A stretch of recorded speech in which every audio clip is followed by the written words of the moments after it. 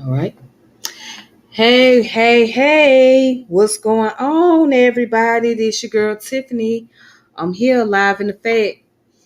So today I am going to be talking about a subject that really needs to have some contextualization around that deals with the concept of sociology and psychology and anthropology. So I was inspired to have this subject brought up because I had a conversation with a friend of mine who we were discussing about neighborhood rivalries, right? So I was telling my friend the type of neighborhood that I grew up in and stuff like that. So I was telling him like you know, how it was when I was coming up as a kid.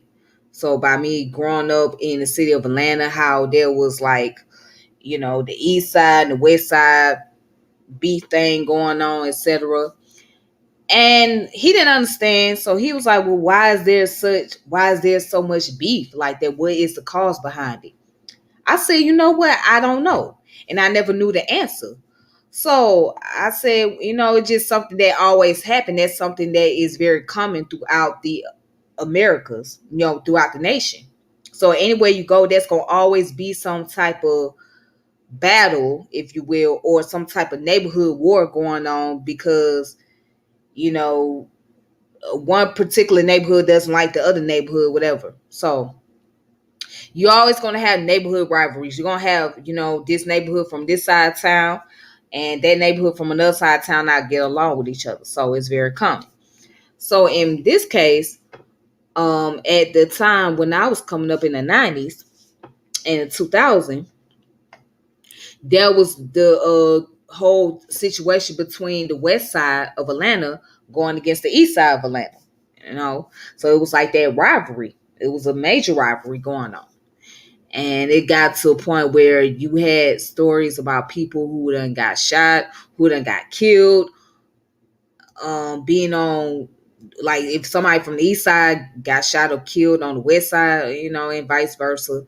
So, and then as a matter of fact, I even mentioned where there was a rapper who did a song called East Side, West Side, a rapper named Baby D.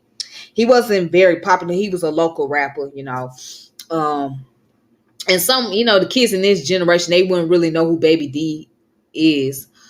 People in my generation or, above, they know who Baby D is. They know his music. So he did a song called East Side versus the West Side, etc. And I think his whole goal was to bring or to bridge the gap between the East Side and the West Side and make sure everybody can pretty much be on the same page to solve out the issues or whatever the problem, the tensions that was taking place. But I just knew at that time because especially Bankhead was pretty rough. Bankhead was the roughest part of town to even be on. Like you couldn't really go to Bankhead like that. It was just that rough. Yeah. So now I'm dealing with this subject about neighborhood rivalries and what is the main cause of it. So could it be cultural deprivation, social deprivation, or scarcity? And I'm going to explain that. And also, we're going to talk a little bit about social stratification as well. Okay. So make sure you like and subscribe to the channel, hit the notification bell, and share the channel, etc.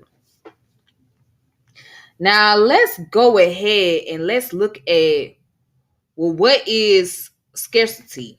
Let's look at that for one.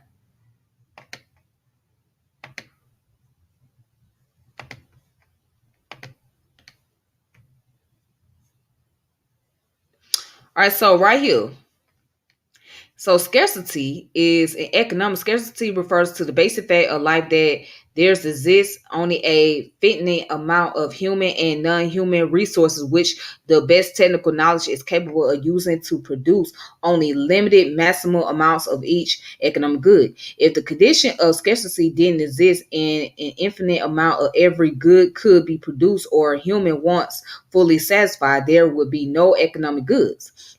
Goods are that are relatively scarce. Scarcity is the limit availability of commodity which may be in demand in the market or by the comments. Scarcity also includes an individual lack of resources to buy commodities. The opposite of scarcity is abundance. Scarcity plays a key role in economic theory, and it is for a proper definition of economic itself. All right. So basically, to sum it down, scarcity deals with the lack of resources that the lack of resources within a neighborhood or in a community. All right. So that could be one of the factors where there is resources that is lacking in the area, and then on the other side of town or another area, they have more resources. So that caused the friction there to where, well, all right, well, I want to get this resource from over here, and it's not fair. They got more resources over there, and we ain't got nothing over here. All right. Then also it's a case of territory type issue. So that means if, especially when it comes to the street life, the drugs and all of that, if somebody from another side of town coming to the area and they sell dope or they do any type of illegal activity in the area, and they taking over the clientels or taking away the resources that's there, then that can cause a beef. Because in this case, it's like either you're going to pay up before you start a business over here, or you're going to get kicked up out of here. And so that's another thing that can lead to one thing to another, where there is constant battles over resources, over turfs, neighborhoods, things like that. So now let's look at social deprivation. Now, could social deprivation play a part in that?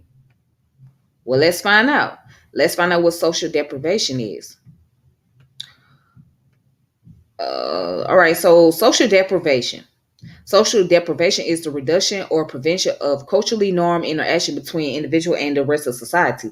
The social deprivation is included in a broad network of correlated factors that contribute to social exclusion. These factors include mental illness, poverty, poor education, and low socioeconomic status, norms, and values. So social disfavor is an uncommon synonym of social deprivation that some authors or scientific fields use. Social isolation is the lack of social context and having few people to interact with regularly. All right. So social deprivation could deal with basically social oppression, being looked at as the outcast, not being included, being feeling like you don't belong anywhere. So that could be a cause of neighborhood rivalries, because one neighborhood get more attention than the other neighborhood, and that could lead to social problems. Because this other neighborhood over here is very popular, and it's where it's at, and this neighborhood ain't so popular. Now let's go to cultural deprivation. So what is cultural deprivation? Oh, this is a big thing right here.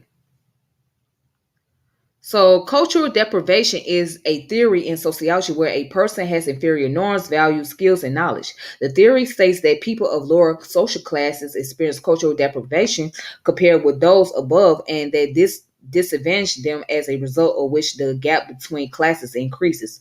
So, for example, in education, lower class students can suffer from cultural deprivation as their parents do not know the best school for their child, but middle class parents know the system and so can send their children to the best school for them. This put the lower class students at a disadvantage, thus increasing inequality and the gap between middle class and lower class students. All right. So proponents of this theory argue that working class culture, regardless of race, gender, ethnicity, and other factors, inherently different from that of people in the middle class. So this difference in culture means that while middle class children can easily acquire cultural capital by observing their parents, working class children cannot, and this deprivation is self-perpetuating. All right. So it goes on to talk about the theory claims that the middle class gains cultural capital as a result of primary socialization, while the working class does not. So cultural capital helps the middle class succeed in society because their norms and values facilitate educational achievement and subsequent employability. Working class member of society that lack cultural capital does not pass it on to their children, perpetuating the class system. So middle class children cultural capital allows them to communicate with their middle class teachers more effectively than working class children, and this contributes to social inequality. Now, the key word social inequality. Okay. Now, what we know, especially when it comes down to gangs normally start formulating in neighborhoods, parks, or in school. All right. So you have a case where the kids may come from a lower class or working class area, right? And there's kids who come from the working class, middle class family, or they might come from a lower class, but they're pretty much well off. And that in itself creates the tension because these kids over here are not getting the basic needs, especially when it comes to teachers and educational resources over here. And these other kids, they're like considered to be more elite type. They're getting more attention and more, and they getting a lot more help. So could that bring about the concept of neighborhood rivalries? Maybe that could bring about the concept of neighborhood rivalries. I mean, because you look at cultural deprivation, you got one neighborhood that are more culturally inclined than the other areas. So this neighborhood over here might have more cultural aspect to it than this neighborhood over there, right? All right, so let's look at the last thing. So the last thing is social stratification. Now, what is social stratification? Let's walk through this. All right, social stratification. Social stratification refers to a society categorization of its people into groups based on socioeconomic factors like wealth, income, race, education, ethnicity, gender, occupation, social status, or derived power, social and political.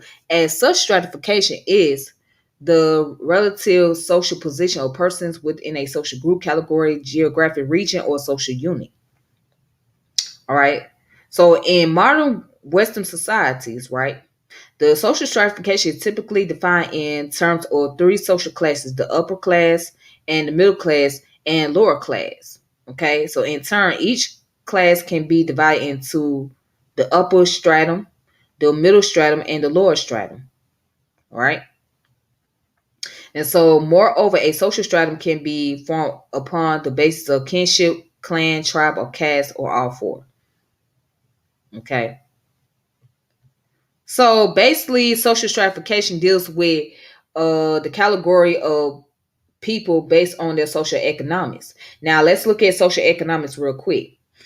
Now, what's social economic status? So, social economics is dealing with the economic and sociological combined total measure of a person's work, experience, and of individuals or family economic access to resources and social position in relation to others. So when analyzing a family social economic status, the household income, earner, education, occupation are examined as well as combined income, whereas an individual social economic status, only their own attributes are assets. Right. And then also say social economic status is typically broken down into three levels: high, middle, and low, to describe the three places a family or individual may fall into. When placing a family or individual into one of these categories, any or all of the three variable, income, education, occupation, can be assets. Okay. All right. So basically deals with what, once again, deals with what type of class that you're in and what level of status are you on. Are you on a high status, middle status, or low status, right? Right. So now here's where the concept of social status come in. What is the social status? Social status is the level of social value a person is considered to possess. More specifically, it refers to the relative level of respect, honor, assumed competence, and deference according to people, groups, and organization in a society. Status is based on or based in widely shared beliefs about who members of a society thinks hold comparatively more or less social value. So, in other words, who they believe is better in terms of competence or moral strats. Status is determined by the possession of various characteristics culturally believed to indicate superiority or inferiority. As such, people use status hierarchies to allocate resources, leadership position, and other forms of power. In doing so, these shared cultural beliefs make unequal distribution of resources and power appear natural and fair, supporting system of social stratification. So status hierarchies appear to be universal across human societies according affording value beliefs what I get affording value benefits to those who occupy the higher rungs, such as better health, social approval, resources, influence, and freedom. All right.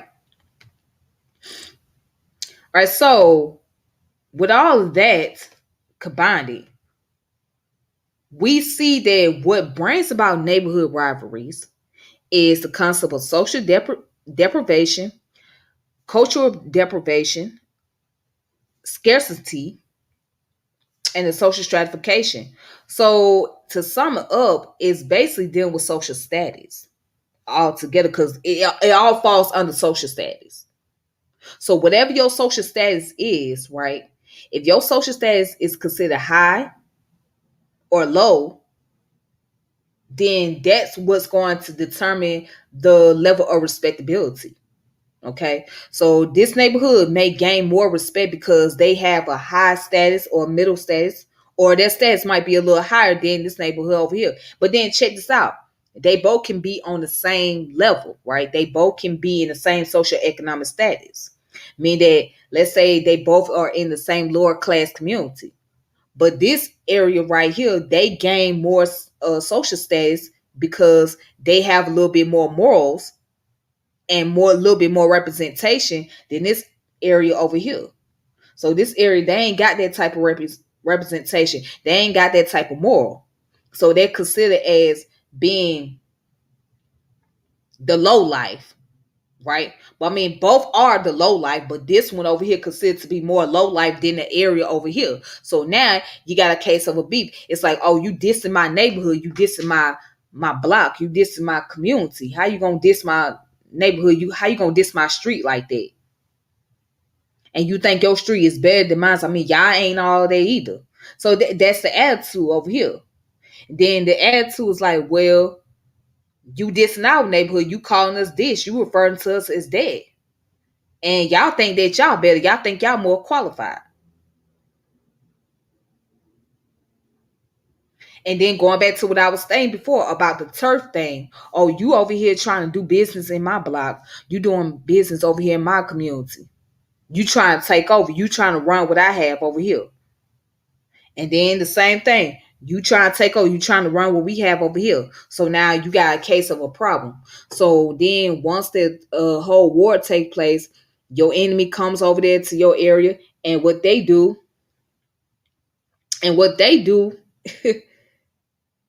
they'll once they defeat certain individuals, they'll mark their territory, they'll claim that territory. And this is very common with those who are in a gang. The gang is very common with that marking their territory, right? Or marking their enemy territory to let them know that hey, they've been over here, they took over and they defeated them, etc. So again, I don't have the exact answer to everything that cause neighborhood rivalry is variety of reason, but this is just my speculation. This is what I believe. So I believe it's based on cultural deprivation, social stratification, and scarcity, which all falls under social status. That's what I believe. Okay. So I can't say exactly what the origin of why this neighborhood don't get along with this particular neighborhood. So going back to the story that I was talking about earlier in this video about the east side and the west side beef in Atlanta, right? I don't know the origin exactly what happened as far as like who was the cause of it or what was the individual, but I do know that it was going on for a long period of time. Now things done changed and it's not as bad as it used to be because there's a lot of gentrification going on and it's a lot of changes taking place. But back then, it was pretty rough. We talking about back in the 90s and 2000, it was pretty rough. So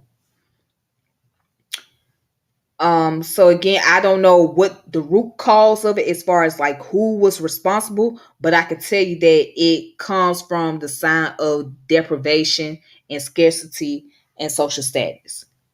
That's all I can really say, but I can't say exactly who was responsible or who are the individual that was behind the whole east side west side beef that took place in Atlanta at that time. I can't really give a definite answers as a way to identify who's the individual, who's the person, or who's the group that was responsible for all of this. I can't say because I really don't know. Um, but yeah, it's very common throughout the neighborhoods. No matter what neighborhood you go through, what city or state you live in, it's gonna always be some neighborhood rivalries. Always gonna be this side of town better than that side of town. This ward is better than that ward, or this zone is better than this zone. It's always gonna be like that. Trust and believe that it's always gonna be that way. So and that's something that you can never like. It's not something that you can get over or you can like get rid of. It's gonna always be there.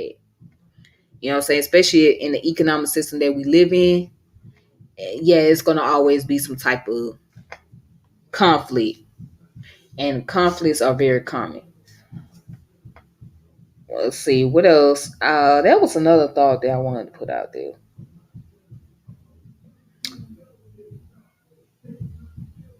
There was something else I wanted to say regarding to this. Oh, okay, yeah, I remember. So we also can look at music. Music play an influence on this as well. So when I was growing up, Lil Jon was very popular back in the day. He was very popular. I mean, you talking about the era of crump music. Now, here was the thing about Lil Jon's music.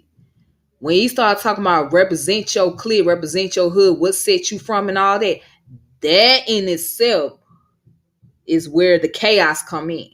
Because the moment somebody starts talking about, oh, they from the east side, or they from the west side, or they from the south side, or north side, or, you know what I'm saying, they from zone 1, zone 3, zone 4, zone 6, or something like that, that's where the conflict gonna come in.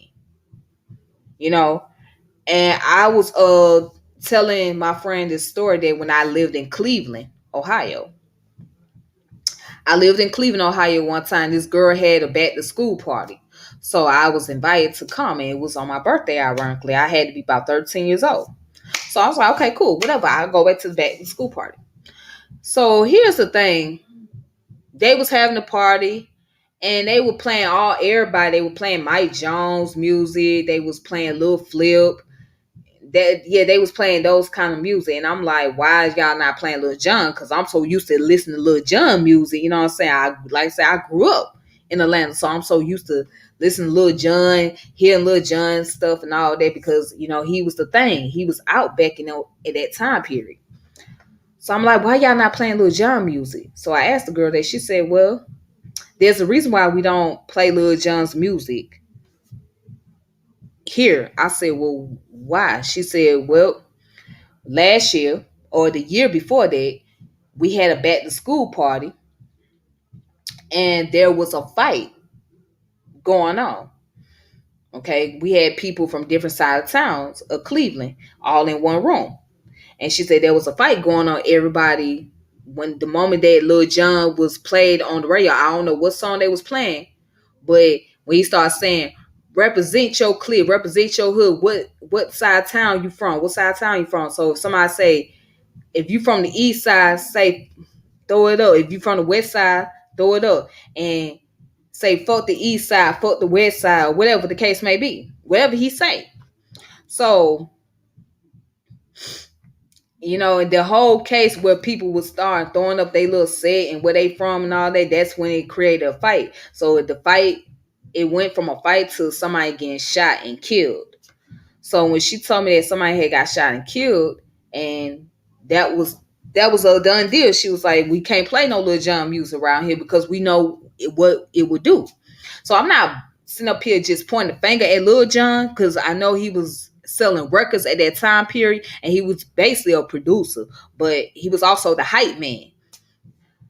However, music can play that type of influence on individuals mentally, especially when they in that state where their adrenaline is going and it does something to their dopamine.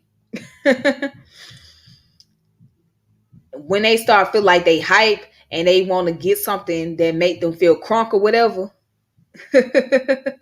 Oh, now they say lit. Well, I say crunk, they say lit. But now but back then, whenever they want a music to make them feel like they lit, feel hyped up or whatever the case may be,